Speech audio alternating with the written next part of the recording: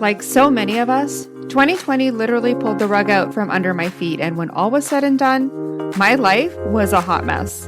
And now here I am at 40-something, healing from depression and anxiety, doing my best to live my best hot mess life, all while making some magic and miracles along the way, using the same sacred feminine principles that I've been preaching for so long.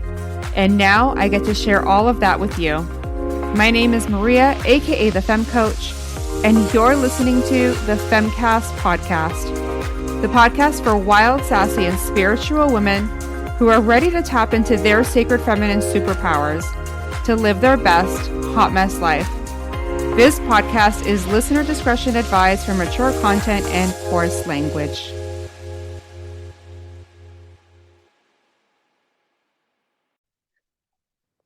Hello and welcome back to the Femcast. I am so excited that you're here, and I am so excited to share this wonderful guest with you today that I had the pleasure of connecting with. She is absolutely incredible. Her name is Caroline Nadine Helsing. And she's just the most amazing and inspiring human. And she's created this wonderful book, which she wrote when she was going through the process of grieving the loss of her mom. And in reading this, I got moved to tears so many times and was really just connecting with all the emotion and the love and the grief and everything that was coming through. And it was just such a treasure. And I have the pleasure of having her here today. Hello, Caroline. Hi. How are you? I'm doing good. What an intro. Thank you. Oh, my goodness. Excited to be here. Very excited. So I want to talk about you. I want to talk about this amazing book. The book is Unapologetic Tales of the Original Party Crasher. And I was floored just reading the title. Thank you. This is a book that you wrote about your mom. Yeah. And you actually published it on a very special day. Tell us about that. Yeah. So I published it this year. It was originally supposed to be on, another date earlier than that. But I feel like my mother has a hand in so many of these crazy things that have happened leading up to the writing of the book and then afterwards. So it wound up being published and going live on her birthday, which is March 1st. So that was super, super special to me. But yeah, so it hasn't been a year yet, but it's been super exciting. And I've gotten, I'm so grateful to have gotten such wonderful response from the people who read it. Just, I love that. It's so beautiful. And, like I shared with you, before, when we last chatted, because I'm going through this process, my parents are older, they're having health issues. So we're almost mentally preparing for this moment. So as I was reading the pages, I was moved so much. I actually started to get nervous as to whether or not, am I going to be able to hold it together during this conversation? Because it's triggering so much emotion for me. And it was all the emotions. It was the grief, the loss, the love. Like you went through this whole journey of feelings. Like, tell me a little bit about that. Because I think as women, we've never, as people, but I think, especially sometimes as women, we don't take the time to grieve. I know I've had so many losses in my life where I felt like I didn't have time to fall apart. I didn't have time to grieve. I didn't have time to feel the feelings. And I think as in general humans, we're not taught how to grieve in a healthy way. So tell me a little bit about what you went through in your journey and how this all helped you in your process. Yeah. Well, I have to say, I think 2020 was partly the reason why I was grieving for everybody. Right? I had zero distractions, I was home, but I had read, I had started to write, her stories, our stories together in November, December of 2019. And, it was sort of a natural progression. Obviously once lockdowns happen and I was like, well, I'm just going to treat this like my full-time job. And I did. I tend to get distracted with, social things and whatnot. And I mean, there was no shiny objects other than this Nothing. this thing, and it was such a therapeutic experience for me, I have to tell you. I mean, not only just kind of, I mean, I think back to everything I wrote now, and I don't even know if I waited a year or two later, I mean, for me to remember the details that I had remembered when I was Right. writing it. It was either that or she was sort of channeling through me, because I'm shocked at like just the details that I had. But um, you Yeah. know, it was a good thing for me to just kind of make sense of, what happened, her life, who she was as a person, because it's true. It's so rarely do we just kind of stop and even just think about the people in our lives, and our parents. It's like there is just our parents, right? But they're more than our parents. They're people. They're humans. Yeah. They were young kids before they met. It just, there's so much to them, and I feel like from my just talking to her friends, to our relatives, to my father, I got to know a little bit more about her than, I'd known while she was still here. And I just kind of putting Yeah. everything together, it was nice. It was kind of like my tribute to her, but it was also Oh, therapeutic for me. yeah. It sounds like it helped you not only get to know her, like you said, but also like it moves you through a lot of different emotions slowly Yeah. and gently, it feels like. Yeah. Thank you. Yeah. No, you're welcome. And it's funny because when what parts I did read, I got the impression that, when you say that you think maybe your mom was channeling through you, Yeah. I got the impression that she was somebody who she had this amazing life and she just wanted the world to know and wanted to make, and maybe she is in some way channeling all that energy through you so that the world can know how amazing her life actually was because she really was the original party crasher. She truly was. I can talk about that. But yeah, I mean, she had just an amazing presence, Yeah, more than anything. And she was a character. yeah, Both good and bad.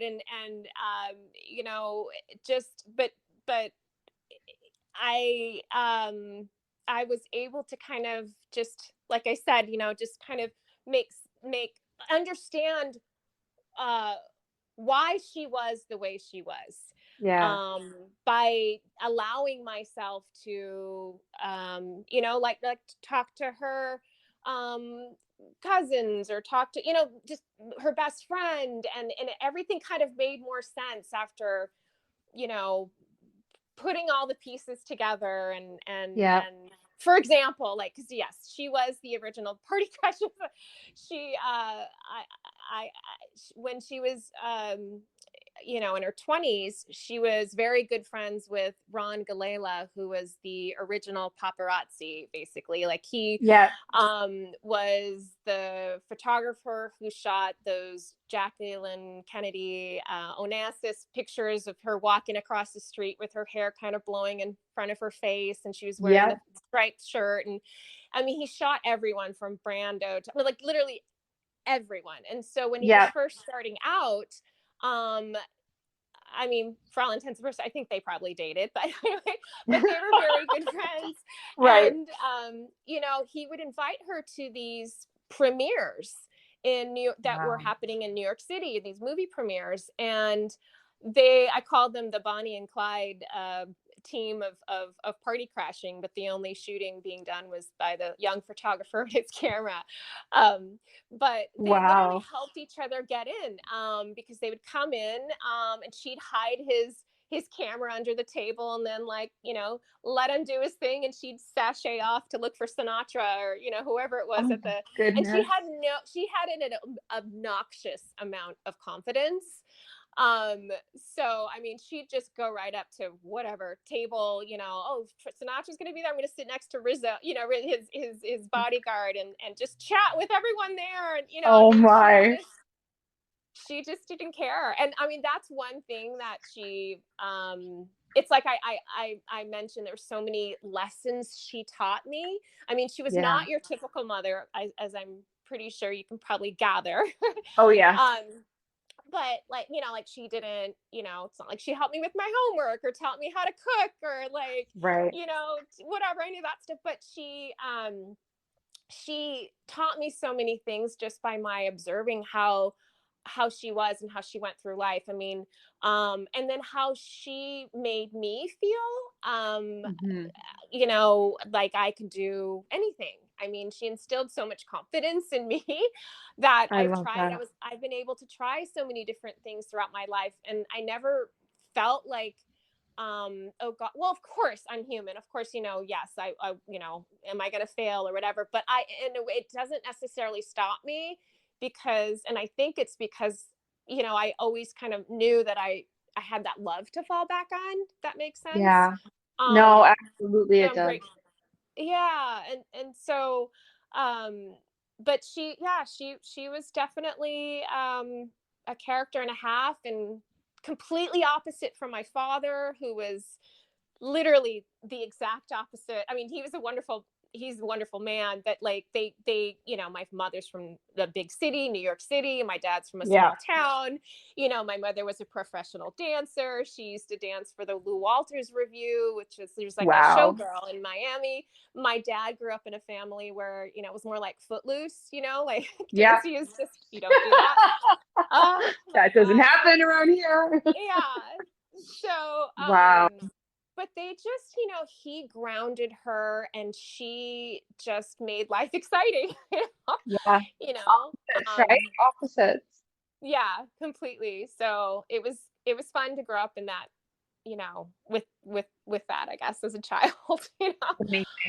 I think one of the things that really like, and it's funny because you really you just talked about how, she had this almost arrogant confidence about her, and how she she Yeah. she tried to instill that confidence in you, and she was a perfect example and role model for that. One of the parts that I read that jumped out for me that said it all was that the one part where you said, I guess you had shown up to a party, right? You were crashing, and that she was crashing a party. You were with Oh, her, you were a child at this point, and it was an opening uh, of Dolly Parton's restaurant, I think it was.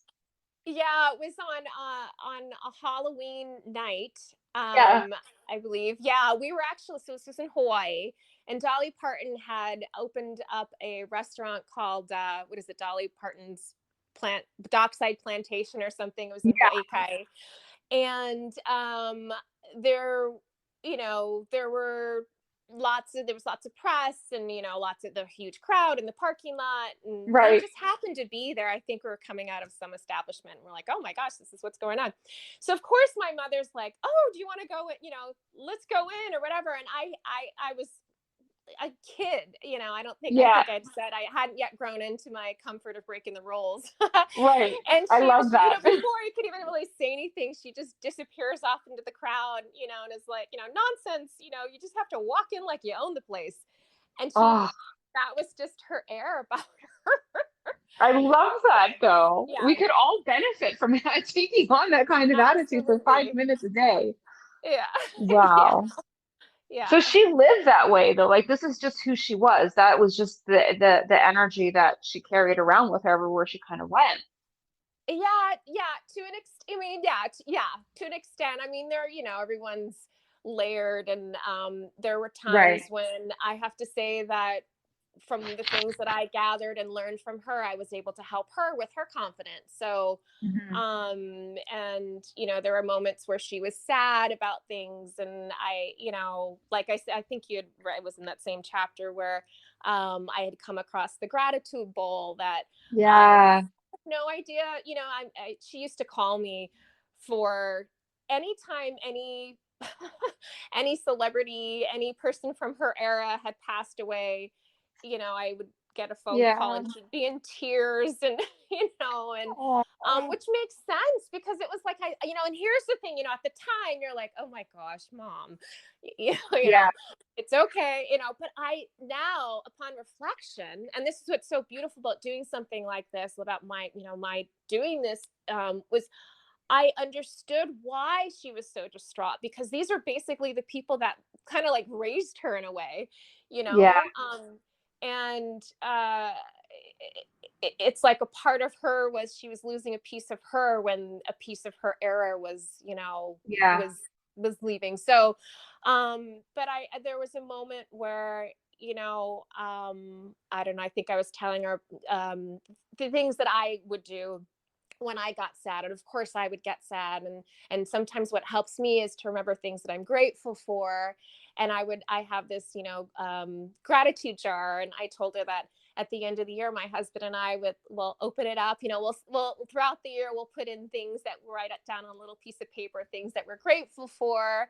And then at the end of the year, we'll open it up and read through it. And she's like, oh, I love that. And, and I kind of was like, well, maybe you can try, and I had no idea. It was one of the last few conversations that I had with her that year. And then to come across it, to kind of forget it and to come across it, like, I'm kind of like brought to tears now, just like remembering it's like, you have no idea the things that you can say to someone in passing and not know how that can affect them. So it was touching. And that is a really important takeaway from that is you don't realize sometimes how much the things you say or the suggestions that you make or the support that you give, you don't realize how much it actually impacts people's day-to-day lives. And it's just so beautiful that you had that moment where you confirmed, you had that realization that it did have an impact on her and it did make her day better, right? Because she was dealing some sadness as normal people do on a day-to-day basis, right? Yes, she had this beautiful, larger than life sort of personality, but obviously, she did have her moments, as we all do. And it's so nice that you were able to kind of give her that and be able to see that you gave it to her and have validation for that. That's just beautiful. Yeah, thank you. And it was cool to see that she had gotten my brother and my father into it too, because I saw little pieces of paper with their handwriting, and it's just so cute. Now, does your brother still do it? Yeah, no, I don't think he does. I got to get him back into it. You might want to get on him for that.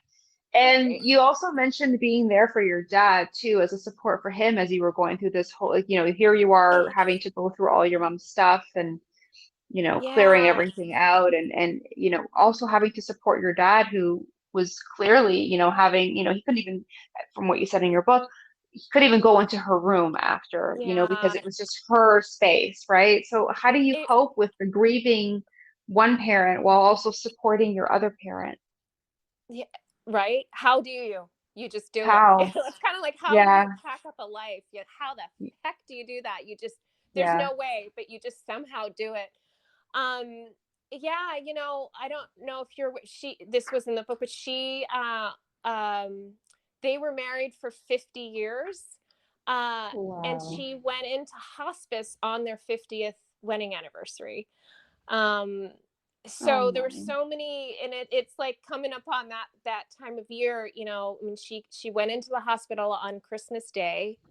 She went into hospice on their anniversary, and then she died on New Year's Day. And there's something that it's like to bring light to it in order to I try and bring laughter, whatever, through really difficult things. But I have to say, she always loved a good party. So of course she'd wait until New Year's, to go out with a big bang. Of course. But yeah, I mean, it was a lot, I can't even imagine being with the same person for that long and then losing them in your life. Like, what do you do, So, I mean, the gathering and the kind of packing up and, of her things. Oh, that's I don't know if you hear my dog, Daisy. No worries. She is the Hi, Daisy. quintessential, I say, photo bomber. And anytime I'm on a podcast, Daisy, no. She wants to have her say. Right, well, oh my goodness, I might have to get my husband. Daisy, Okay. No worries. We can edit that part out. It's okay. It's all good. I'm gonna Daisy, see Daddy. Let's go outside. Okay, go there. Okay, I'm gonna close the door. Okay, we're good. Okay, so she, like I said, she was, they were married for 50 years, and it was a lot for my father to process. And so I took care of all of her, the dealing with all of her things, and I walk into their room, which it's almost like, for all intents and purposes, it was like her room that had her ethos in every corner. And I mean, to see the pills still in a little jar on the nightstand to see her slippers still by the bed, and her, like just like Oh things that my. literally he had not touched. And this was Yeah. months later. So, um, uh, I did that, and then, but in doing that, it was a cool experience for me because I was learning more about who she was, and to see things that someone has kept since their 20s, their teens and 20s. Like, for Yeah. example, the programs of her party crashing days. I mean, for her, I forgot, for her to leave New York to go to the places that she's lived, Arizona, Hawaii, California, Wow. like she kept those, and that's so obviously that's something that was important to her and her memories and her youth, and she had value to that, and yeah. Well, and you know what? And she should. It's an amazing story and an amazing experience. And I really do think she wanted it told. Um, because Yeah. it really is fabulous. And I love what you said. There's one part where you said each new discovery was a gift, taking me down so many pathways that uncovered aha moments, memories, and love. Yeah. Yeah, just seeing photographs of her, and I mean, some of the Yeah. photographs were of her in a towel, and nothing but a towel and like heels, cooking at it, or washing the dishes over the Imway, of course, or just whatever, her when she was living in South Beach, dancing at the Carry On Hotel as a showgirl. um, Wow. yeah, just What do you think was the most like, what was the most like mind-blowing thing that you found as you were going through her stuff, do you think? Aside from the well, like 1,000 like A-list celebrities of the, of the era. there is something that I that was in another chapter in cleaning up her things and going through everything. I had written about coming across this beautiful black bag in the back of her closet, and I'm taking things out and laying them on the bed, and I'm making piles and keeping or maybe donating, or that as you do. And Yeah. I remember going back to the bag and just opening it up, and then my jaw nearly hits the floor because what was in it were stacks and stacks of like cash. Oh, wow.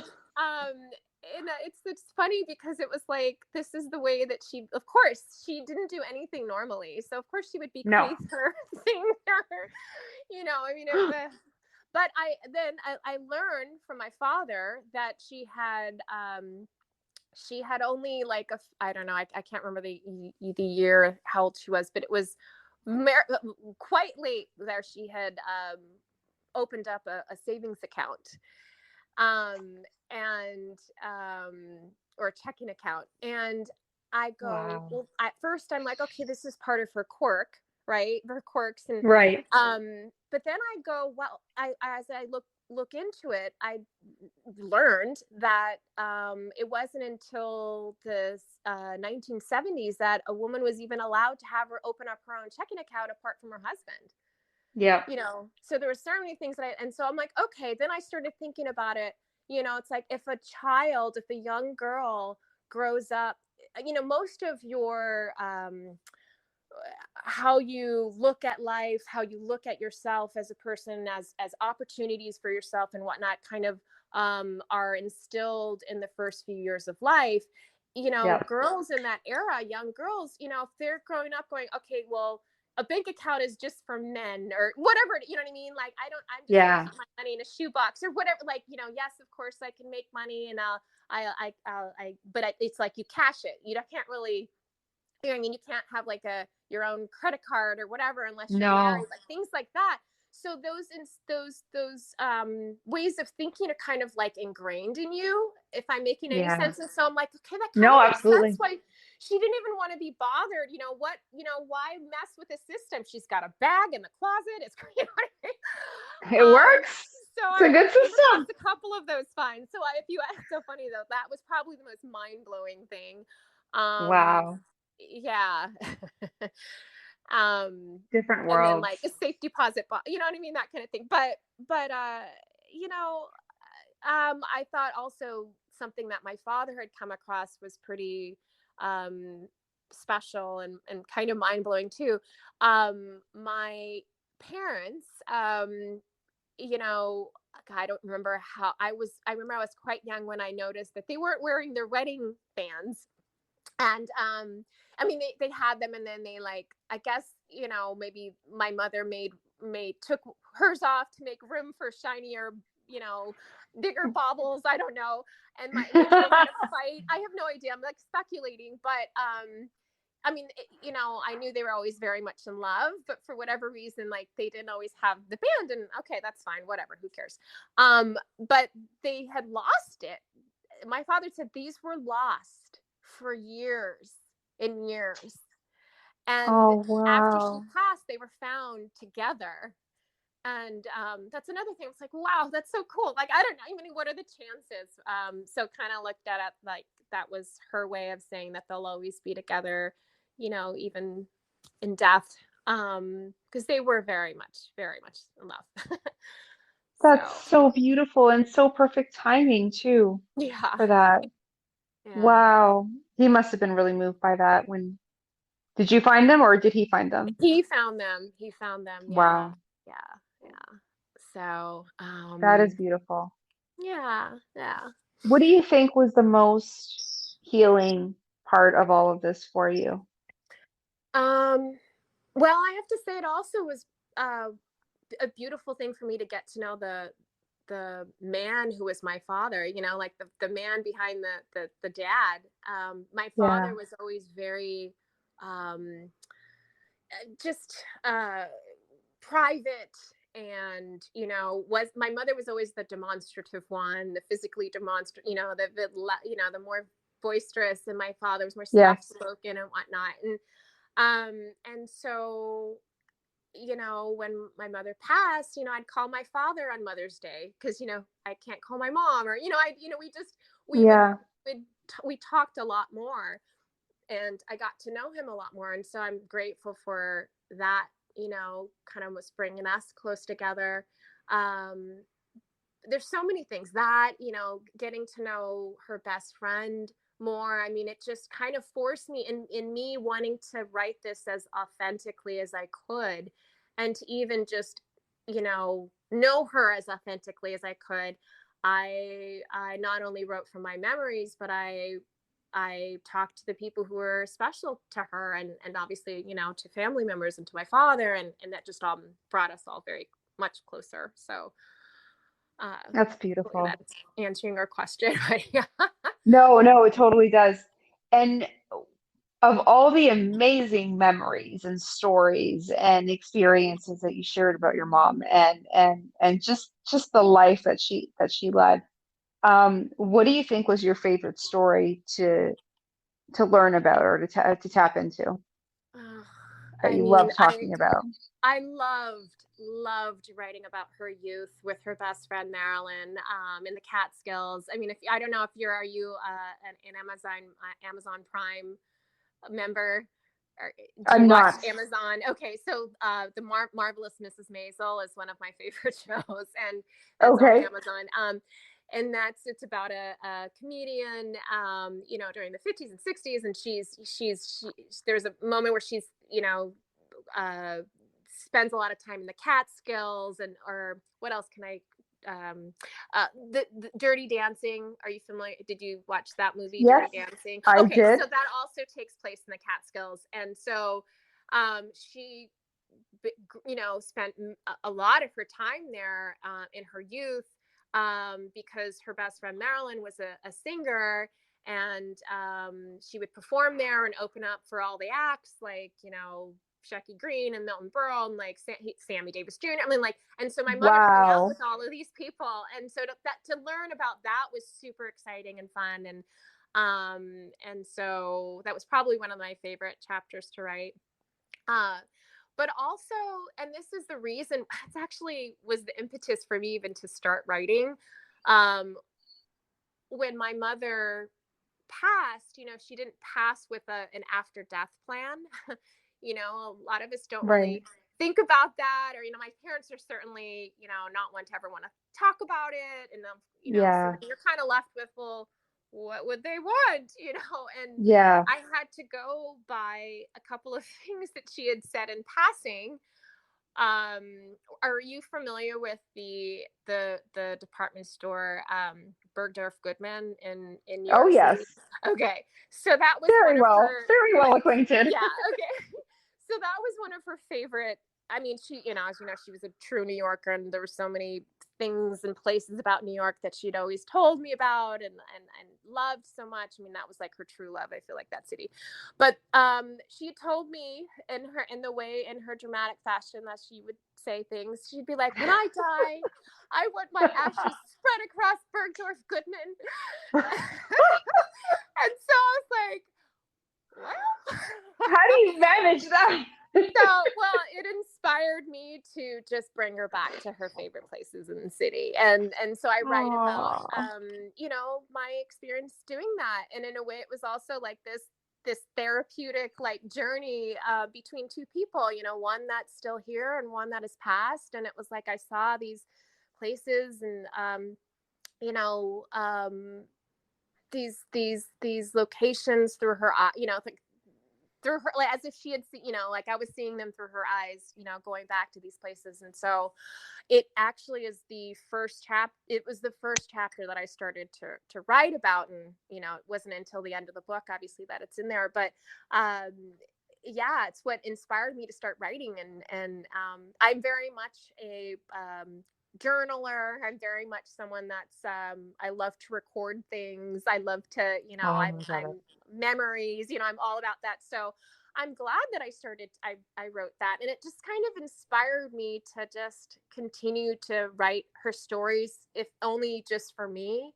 I didn't Yeah. know that this would even be a thing. I was like, if it becomes something, great, but I wanted to write it for myself. And I wasn't even sure if my father would I was very concerned with what my father would think, because he's thankfully very much still here, and Yes. he is very private. And so there's actually a scene earlier in the book where I had finished writing it, and I call my father, and I'm really nervous, and and I say, "Hey, Dad, it's I've finished it," and he's "Oh, well, sweetheart, that's wonderful," and kind of thing.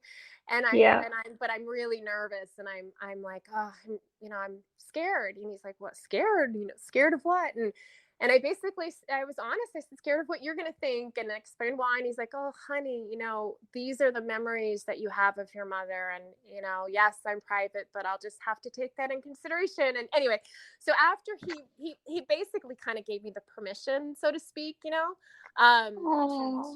to write it, to show it, after he read it, he called me and he said, it was, you couldn't have done it better. And he loved how I portrayed my brother, and because my brother had special needs, and so that was a concern, and so Yeah.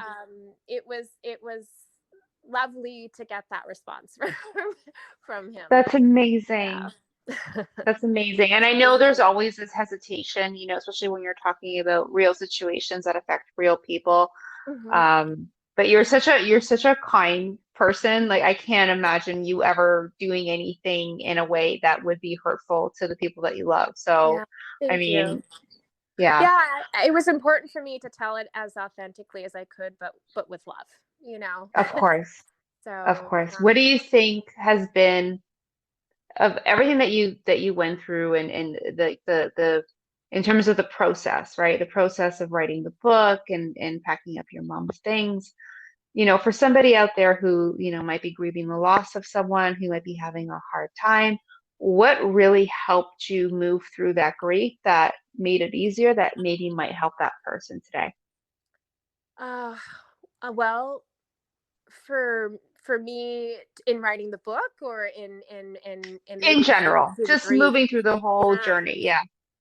Well, for me, I process things through the written word. I almost feel like I Yeah. can communicate better on the page. Oh, Um, honey, you're preaching to the choir. right. So, I mean, I can tell you how many times if I have an important or a conversation I need to have with someone, I'll like kind of like jot down what I want to say. And it's not even that I Yeah, go read it, but it's just like getting my thoughts down on paper. it Helps really helps. in some ways. So yeah, I mean, for me, I can only speak that for me. Just writing and introspection, contemplation, and all that really helped me be present uh, for the whole thing. I mean, and it Yeah, changes. I mean, there's the what how you feel and what you're going through right when it happens, right after yeah, it happens, months after someone passes, and so forth and so forth. And there's different stages, and grief can hit you in waves, and as everybody knows. But I for me it was just kind of, yeah, doing that. And then I tend to reach out to people. I try not to hold up on my own. So like it was wonderful to kind of be in community with people that loved her. yeah, um and then to answer the question in a way of how did I actually, what the process was in writing, I actually have to say that I had formed a writers group that just before COVID, just before the lockdowns, pandemic. And I at first I was the one, the only one that was not living in LA, that had to drive up and meet with everybody. But when we were just kind of homebound, we said, let's just yeah. move it to Zoom. And we had a weekly Zoom check-in every Saturday. And everyone would sort of submit something that they're working on. And I was the only one that was actually working on a book.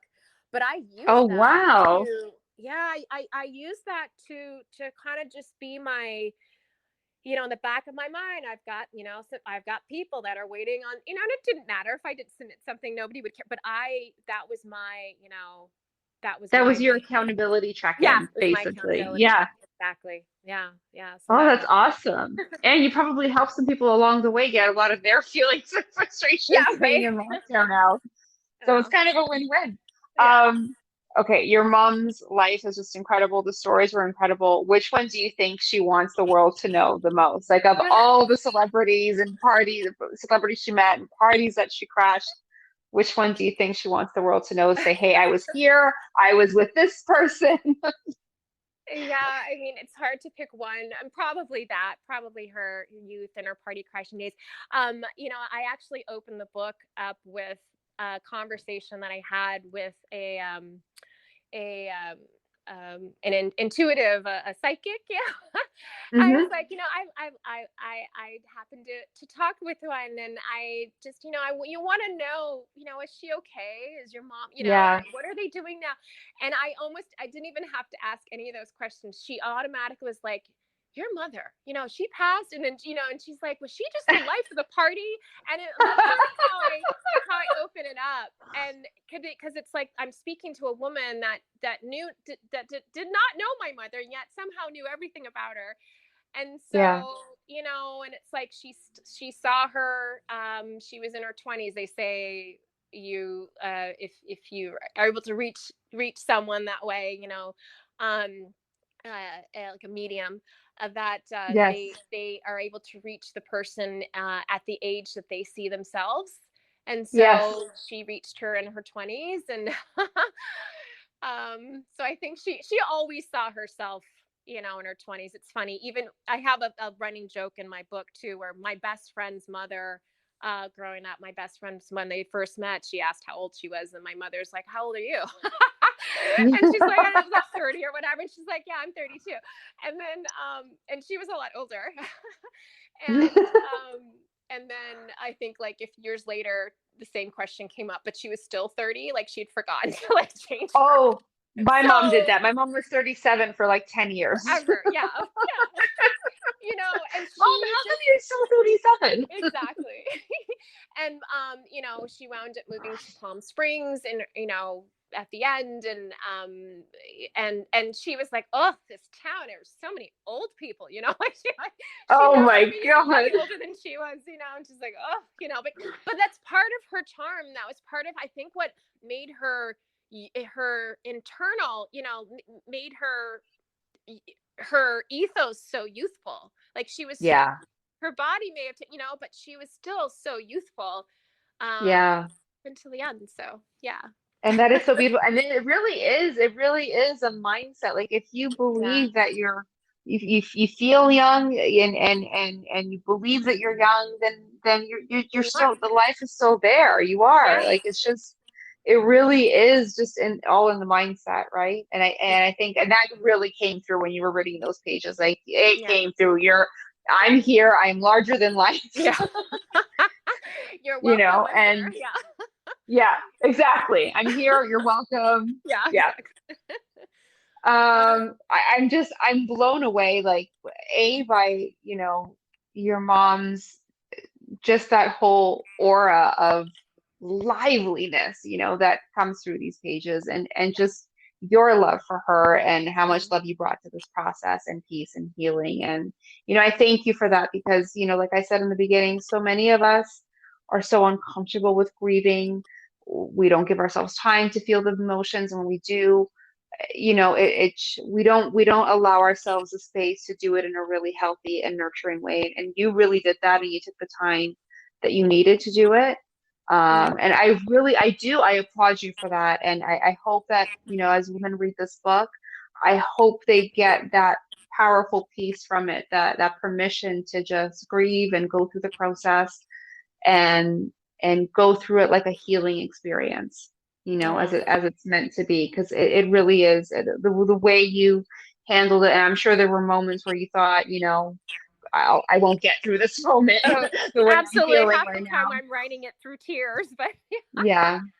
yeah. And it shows because there's so much love in the words that are on the page that, I mean, it's to be expected that there were times that were really difficult in getting that message out, but you did, and you did it in a very loving way, and in a very healing way for you. And I think we can all learn to, I think the lesson really is to take our time Mm-hmm. with the grieving process, and not try and rush through it so quickly as we often try to. We always, we put a deadline, right? Okay, I'm going to allow myself a couple of weeks to grieve, Mm-hmm. and then I got to get back to, normal life kind of thing, right? I think Yeah. when you go through it intentionally and slowly, and allow it to just um, go through its own sort of life cycle, Yeah. and just inject it with as much love as you can, and be as real as you can with what you're feeling, I think is also really important in that Mhm. process. Yeah. It's so true. I mean, and Yeah. I have to say, I had the luxury to do that though, and I understand not everybody has the luxury of time. So grieving, Yeah. can look differently for different people, and I think you just do the best you can. I mean, Yeah. community is huge. But even like, maybe journaling something every night, or Yeah. whatever it is, lighting a candle in the morning, with your cup of coffee before you leave for work, and just remembering them, is huge. And honestly, even before someone passes, for me, it's like, gosh, you know, talk to them, interview your family. I mean, this is for you too, right? You said you're going, Yes. talk to them, and find out. Because honestly, I have to tell you, it's like, when they're no longer here, you're going to be like, oh, I wish I asked him that, or I wish I knew this, Yeah. or how did they get to America, or whatever, whatever. I mean, Yeah. for me, I love that. I just always want to know, but like, and Oh, then I think it'll bring you closer, and you'll be so grateful that you've been able to do that.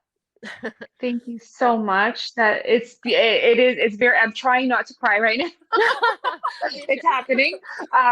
But it's true. Like, I have learned so many things about them in this phase, as Yeah. they're slowly, like, because they're slowly starting to, especially like mentally, they're starting to slow down a little bit. Yeah. So we're having to take on a lot more of their day to day. And it's Yeah. funny because in that process, I've learned so many things about them. I had no idea was even like, I had no idea they experienced some of the things that they experienced. And my heart was just like, when I heard some of these stories, because some of them are very heartbreaking stories. And, Yeah. you look at these people who you've looked up to your entire life and who have taken care of you. And now suddenly you just look at them and you just want to take care of them. Right. Right. Um, Comes full and it's circle. just, it really does. It Yeah. really does. And then there's moments where there's frustration and Mm-hmm. and you're tired and Yeah. it's late and maybe some hurtful, as they start to slip, sometimes Yeah. hurtful things are said. And there's Yeah. that part of you that just says, make every moment as much as it can be kind of thing, while it's still here. Exactly. And to remind yourself, patience, right? Because I know we've all Yeah. been there. Oh, Yeah, no, trust me. Yeah, I understand. But to remind yourself that, it's okay. At the end of yeah. the day, it's really just connection that you want. Yeah. And it doesn't matter, maybe something said or whatever.